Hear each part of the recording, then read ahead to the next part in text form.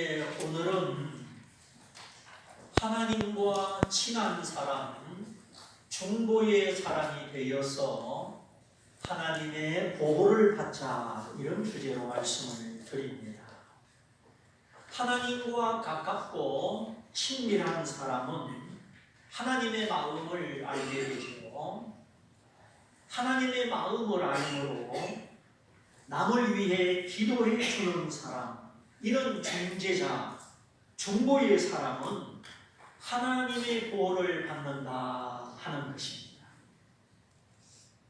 그러니까 하나님과 친한 사람은 중보의 사람이고, 기도하고 중보하는 사람은 하나님의 보호를 받는다. 이게 연결이 되어 있는 것입니다.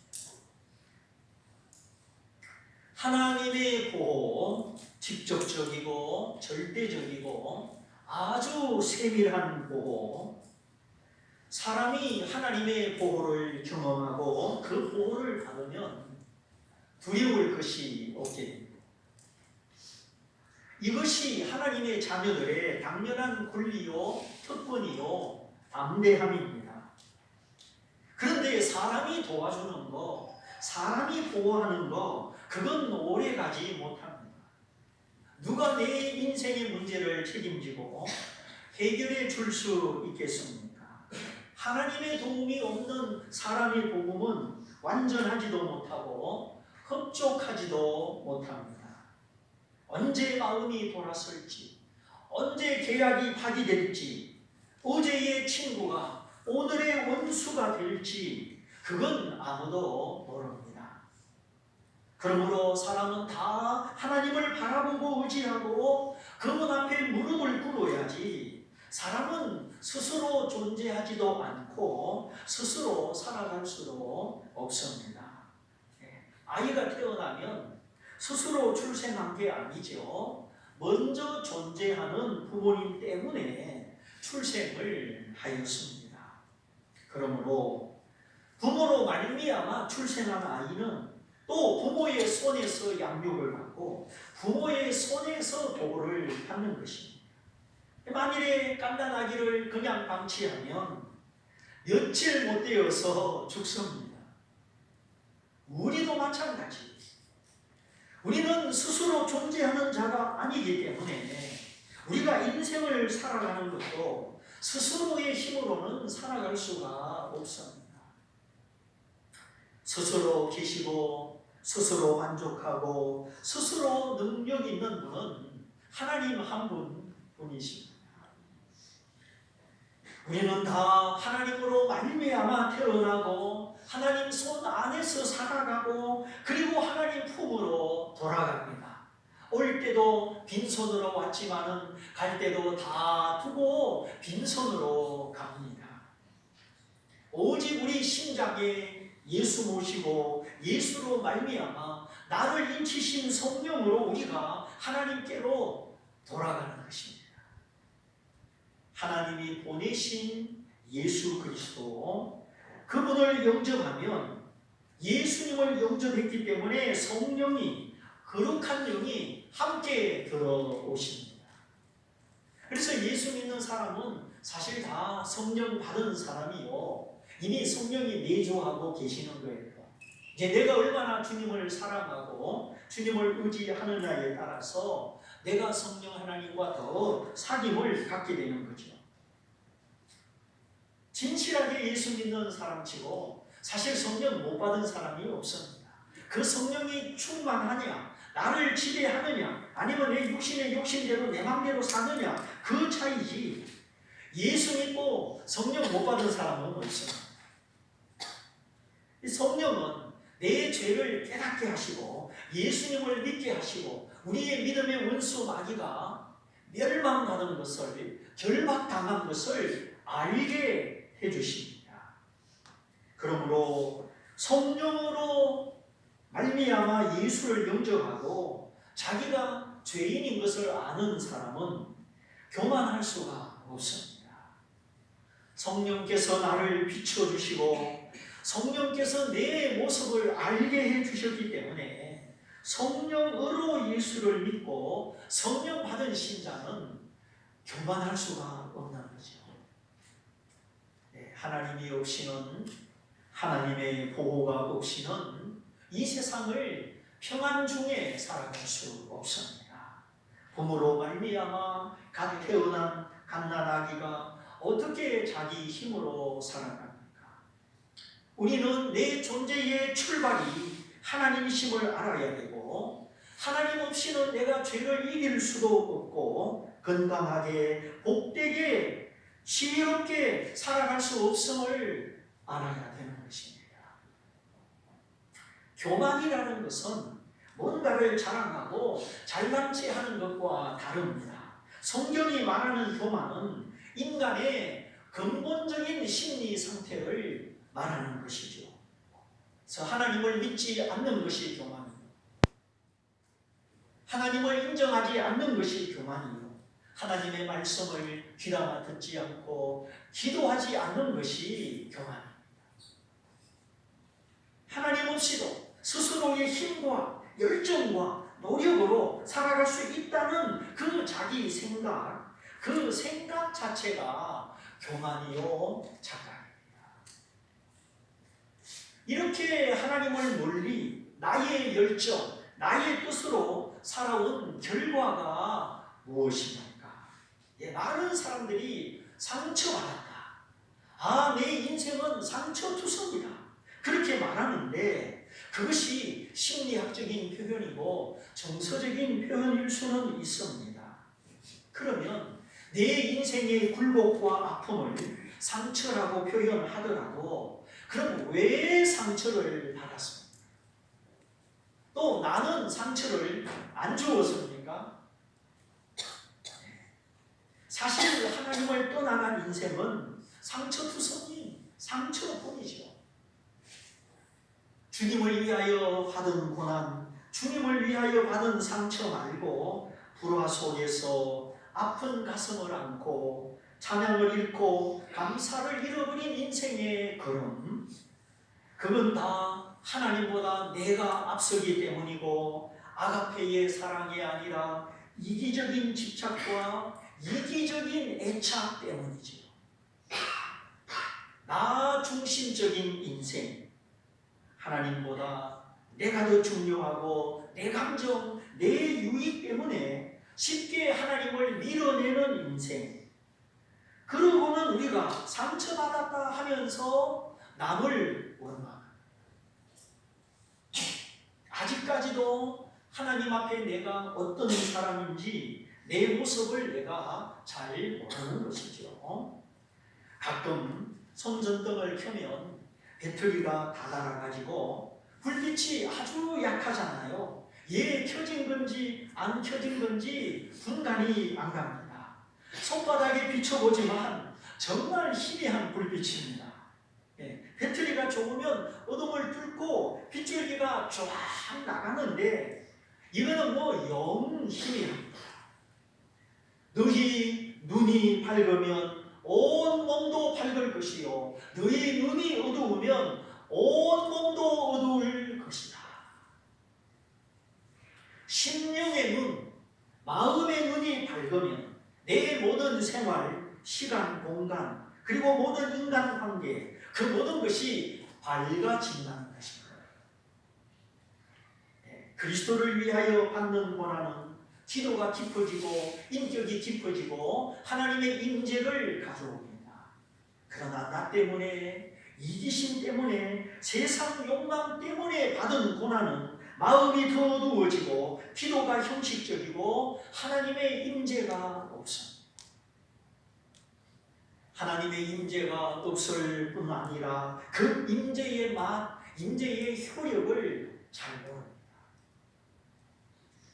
주님을 위하여 받은 고난은 더 자기를 살피게 되고 기도하게 되고 하나님의 빛 앞에서 인내하게 되고 급기야 나는 죽고 주님은 살아나고 주님의 성품이, 주님의 인격이 내게 맺어집니다. 찬송가 가사에 있는 것처럼 사람들이 나를 볼 때 주님을 보는 것처럼 느끼는 것입니다. 그 조개살을 찌르고 조개살을 파먹는 모래, 그 연한 살에 모래 알갱이가 박히니까 이 조개가 얼마나 아픕니까? 그래 조개가 진액을 뿜고 마침내 모래 알갱이를 감쌀 때 그것이 진주가 되는 것이죠. 우리는 인생의 아픔과 고난을 피할 수는 없지만 그 고난과 아픔을 어떻게 맞이하느냐? 원망과 불평으로 맞이할 것이냐? 자기를 돌아보는 겸손과 회개와 인내로 맞이할 것이냐? 여기에 따라서 우리가 아주 달라지는 것이죠. 그래서 진주는 고통 속에, 그러나 인내 속에, 사랑 속에, 용서하는 기도 속에 이 진주가 탄생됩니다. 그러나 원망, 불평, 이기적인 사랑, 자존심을 내려놓지 않는 교만과 거만, 그거는 진주가 아니라 상처를 만듭니다. 십자가에 못 박힌 그리스도를 믿는 하나님의 자녀가 자존심을 내려놓지 않고 자존심을 십자가에 못 박지 않으면 어떻게 나 때문에 십자가에 못 박힌 주님을 만날 수가 있겠습니까? 주님과 나 사이에 일치점이 있어야지. 내가 십자가에 못 박힌 그리스도를 믿는다는 것은 신념이 아닙니다. 종교가 아닙니다. 마지못해 믿어주는 것이 아니고 마지못해 돈이 해주는 것이 아닙니다. 진정으로 십자가에 못 박힌 예수를 믿는 것은 그 십자가에서 내 모습을 보는 것입니다. 내가 못 박히고 내가 심판받아야 되는 그 자리, 저 십자가, 거기 주님이 나를 위하여 대신 못 박히셨지만 우리는 그 십자가에서 내 모습을, 내가 못 박히고 내가 매달려 있는 내 모습을 보아야 되는 것입니다. 주님이 얼마나 아프셨을까? 주님을 위하여 우는 눈물, 그러나 잘못하면 그 눈물은 동정의 눈물로 끝날 수도 있습니다. 그러나 로마서 6장, 갈라디아 2장을 보면 진짜 십자가는 주님이 얼마나 아프셨을까? 동정의 십자가가 아닙니다. 우리 옛사람이, 나의 옛사람이 그리스도와 함께 십자가에 못 박혔다. 내가 하나님을 거역하는 내가 그리스도와 함께 십자가에 못 박혔다. 이것이 성경이 말하는 십자가예요. 그래서 예수님의 보혈은 내 죄를 씻어주는 것이요, 주님의 십자가는 죄를 짓게 하는 죄인을 처리하는 것입니다. 그러므로 누가 나를 힘들게 했다, 누가 나에게 상처를 주었다, 현상을 봐서 사실일 수 있습니다. 그러나 주님의 죽으심 속에 십자가에 매달린 내 모습을 보는 성도는 쉽게 상처라는 말을 꺼내지 않습니다. 함부로 상처라는 단어 뒤에 자기를 감추고 자기의 본 모습을 숨기지 않습니다. 우리는 핑계하기를 잘하죠. 우리는 하나님의 빛 앞에, 내 모든 것을 아시는 하나님의 빛 앞에 나아가서 내 모습을 발견하고 내가 회개하고 내가 내 가슴을 치고 내가 애통하는 것이지, 누구를 탓하며 원망하며 상처라는 용어 뒤에 숨지 않습니다. 탓하며 원망하는 사람은 절대 감사하지 못하죠. 감사할 일이 없어서 감사를 안 하는 것이 아니라 그 원망의 기운이, 남을 탓하는 그 마음이 감사를 다 막아버리는 것입니다. 쉽게 상처받았다고 생각하고 상처 뒤에 숨는 사람도 마찬가지. 하나님의 빛 앞에 나아가거나 자기 모습을 발견하거나 그러지 못하여서 자기 변화를 이끌어내지 못하는 겁니다. 남을 탓하고 상처를 노래하는 사람은 절대 자기의 변화를 이끌어내지 못합니다. 그래서 하나님의 자녀는 정말 이 상처라는 게 뭔가? 이거를 심리학적으로 이해하는 것이 아니라 영적으로, 성경적으로 우리가 바로 대처를 해야 하는 거예요. 이제 사람이 지옥 가는 것은 죄 때문이 아닙니다. 예수님 앞에 나오지 않기 때문입니다. 주여 나는 이런 사람입니다. 나를 불쌍히 여겨주세요. 말하지 않기 때문입니다. 여전히 어려운 척, 괜찮은 척, 죄가 없는 척 하다가 지옥 가는 것입니다. 하나님의 용서, 주님의 용서는 다 이루어졌는데 그 용서를 받을 수 있는 사람은 주여 나는 문제가 많은 사람입니다. 나는 남에게 상처 주기 전에 내가 상처 줄 수도 있는 사람입니다. 나는 죄가 많은 사람입니다. 하는 사람만 용서를 받게 되는 것입니다. 저는 가끔씩 깜짝깜짝 놀랍니다. 아직도 저 집사님이 저분이 십자가의 주님을 만나지 못했구나 생각하는 것과 말하는 것을 들어보면 정말 구원을 받았는가?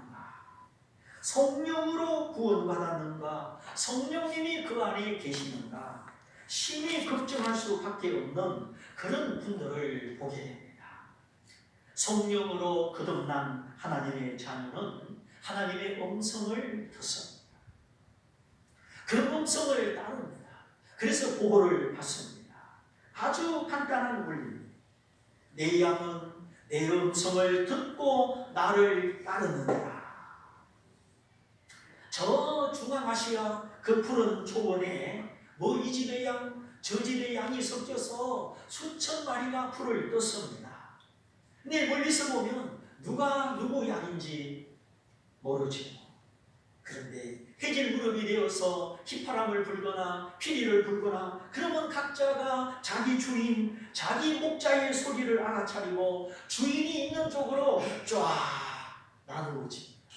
한 마리도 잃어버리거나 섞이는 일이 없다고 합니다.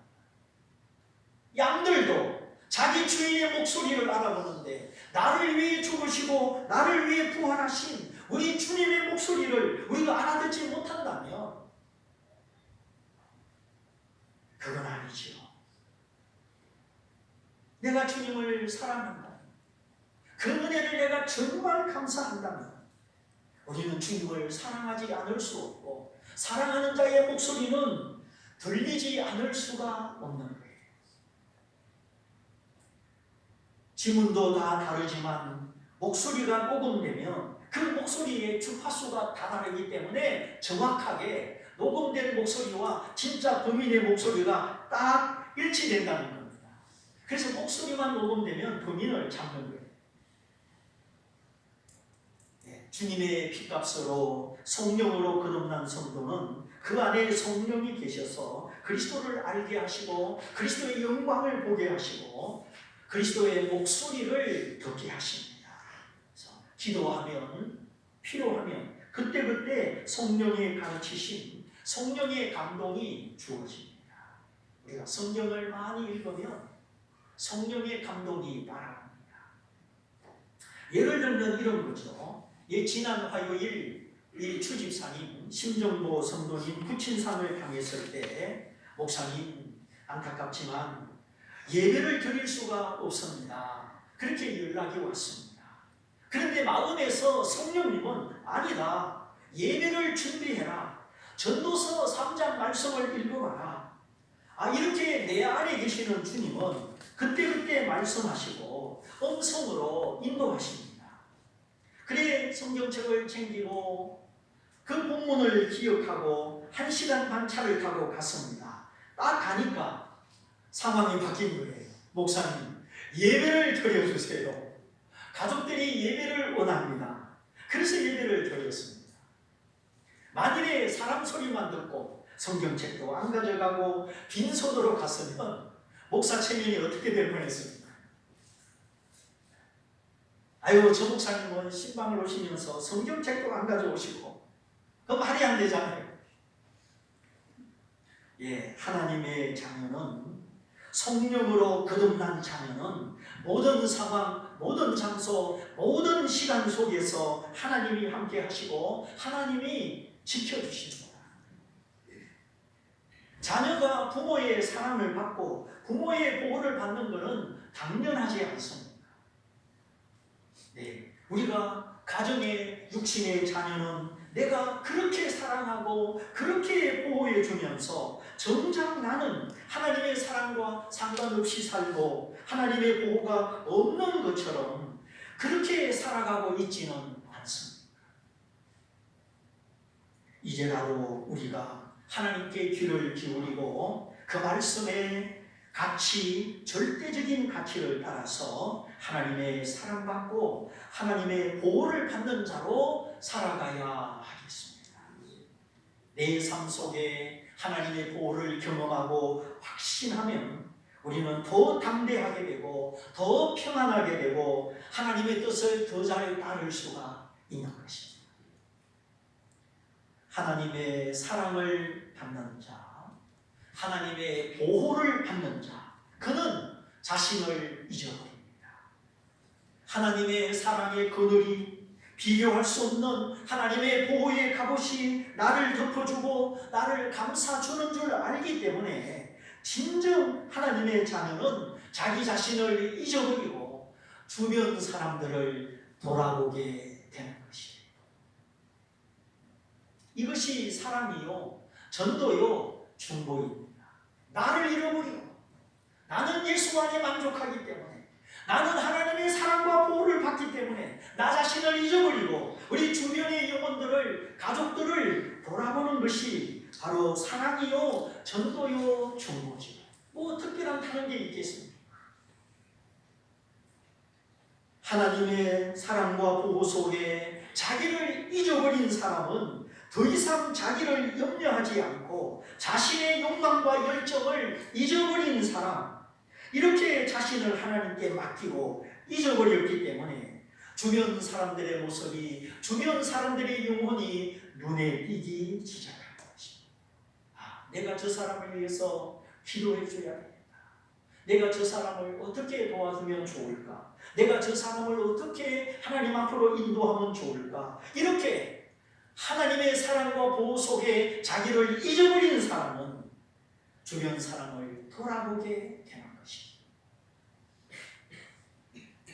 성령으로 거듭난 하나님의 자녀, 주님의 목소리를 청종하고 따르는 자녀, 자기 자신을 잊어버립니다.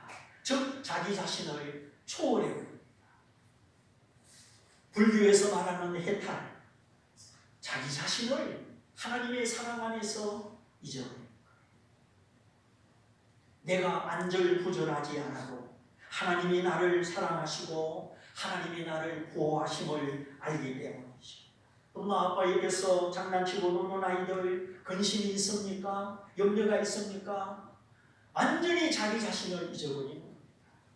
때 되면은 엄마 아빠 밥 해주고 옷 입혀주고 씻겨주고, 그러니까 엄마 아빠의 사랑과 보호 속에 있는 자녀는 자기 자신을 잊어버리는 거예요. 초월하는 거예요. 그래서 아이들은 하루에 400번씩 웃습니다. 어른들은 뭐 10번밖에 안 웃는다. 아이들은 사랑받으니까, 자기 자신을 잊어버리니까 계속 웃는 거예요.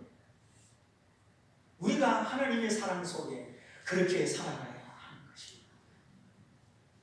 오늘 성경에 나오는 아브라함도 마찬가지예요. 소돔과 고모라의 죄 때문에 그 당시 최대 도시, 큰 성읍들이 망해버렸죠. 주거지가 불타버리고 생산지가 불타버리고 사람들이 다 불타버렸습니다. 그러니까 수요와 공급이 무너진 것이죠. 사람이 있어야, 시장이 있어야 왕래가 있고 물건이 오고 가고 상권이 형성되고, 수요와 공급의 법칙 속에 삶의 터전이 형성되고 경제가 이루어지는데, 큰 성읍이 불타버리니까 주택이 다 불타고 생산하는 들판이 다 불타고 사람들이 다 불타서 죽었으니까 소돔과 고모라 주변의 상권도 경제도 다 무너진 것입니다.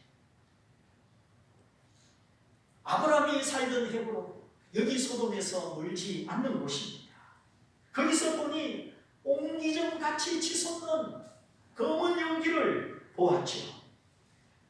아브라함도 지역사회에 살던 사람인데 영향을 안 받을 수가 없죠.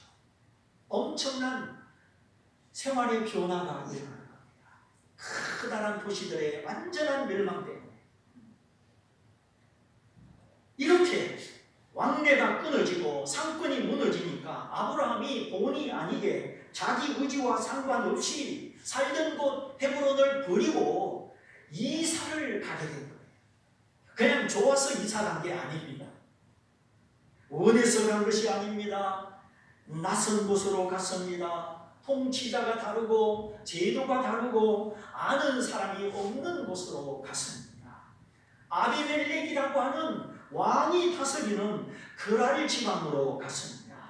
팔레스틴에서 이집트로 내려가는 길목이죠.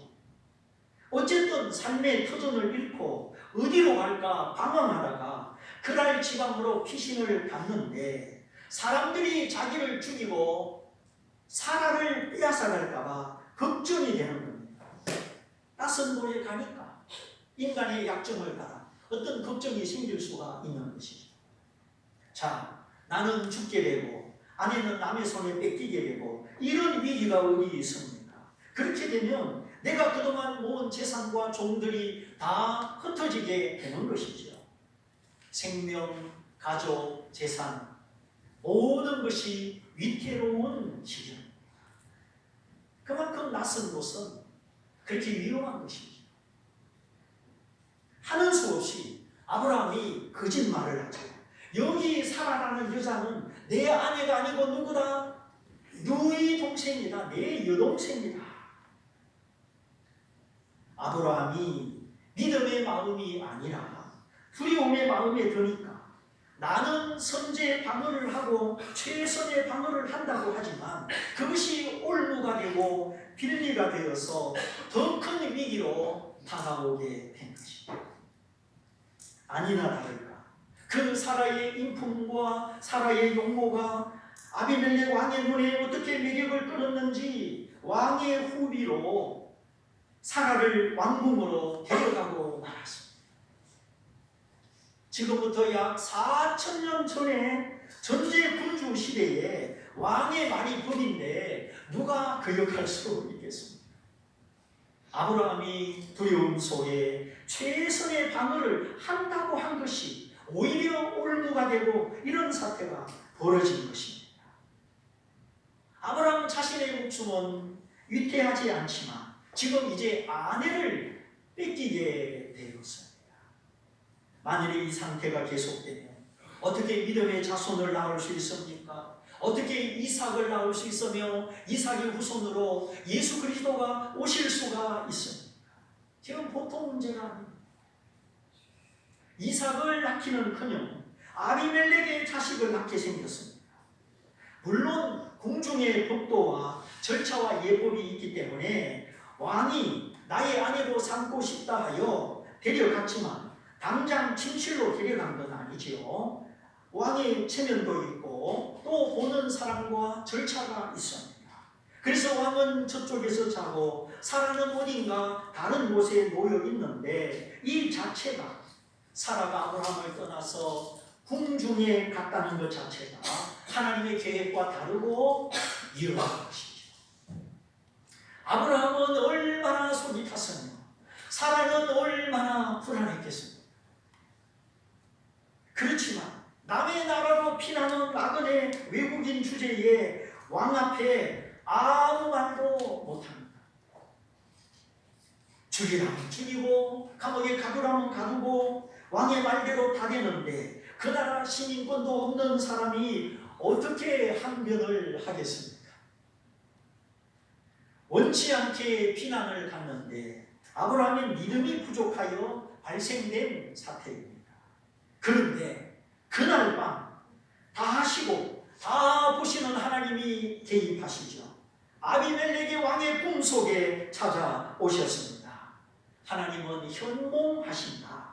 꿈속에 찾아오시는 하나님이십니다.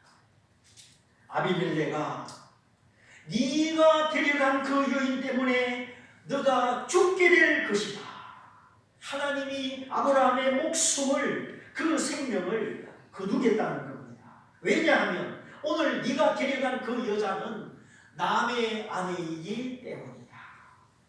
네가 왕이라도 남의 아내를 뺏어가면 죽게 된다, 그 말이죠. 그러자 아비멜렉이 꿈속에서 대답합니다. 주여, 주께서는 의로운 백성도 멸하십니까? 아비멜렉 왕의 신앙 배경은 잘 모르지만 고대의 왕들은 신을 두려워하고 신을 예배했잖아요. 주여, 주께서 죄 없는 사람, 잘못 없는 사람, 의로운 백성도 벌 주십니까? 그가 이 여인을 여동생이라고 했고 그 여인도 아브라함을 오빠라고 자기들의 입으로 말했습니다. 그러니 나는 온전한 마음과 깨끗한 손으로 그냥 후비를 삼으려고 한 것이지 남편 있는 아내를 뺏으려고 한 것이 아닙니다. 이렇게 항변을 하는 거죠. 사실입니다. 아비멜렉 왕은 신중하고 현명하고 신실한 사람이었죠. 그래서 하나님이 이렇게 대답합니다. 그래, 내가 안다. 네 말이 맞다. 네가 확신이 없고 삐뚤어진 마음으로 행한 것이 아니라 온전한 마음으로 이렇게 행한 것을 안다. 그러므로 내가 이렇게 너를 찾아와서 네가 더 범죄하는 곳으로 나가지 않도록 내가 막아주려고 너를 찾아갔다. 막아주려고.